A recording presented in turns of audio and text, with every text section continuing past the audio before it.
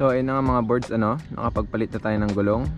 Pirelli Diablo Rosso Sport 130 sa likod, 130 by 70 by 17. Tapos ang sa harap naman natin is ang 90-80 by 17. Pang front talaga siya. Pareha sila na Diablo Rosso Sport. So ayun pasensya na, medyo madumi ang motor. Kakarwash na lang natin yan mamaya. Let's go to the shoutout, people.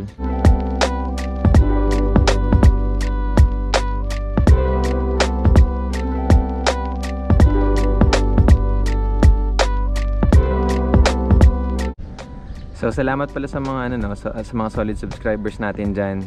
Tsaka sa mga nag-subscribe even though na konti pa lang subscribers ko dati nung nawala ako.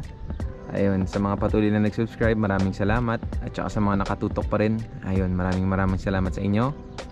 So ang next natin na topic, isang pag-install ng swing arm, luxury swing arm ni Sniper 150. So stay tuned lang kayo.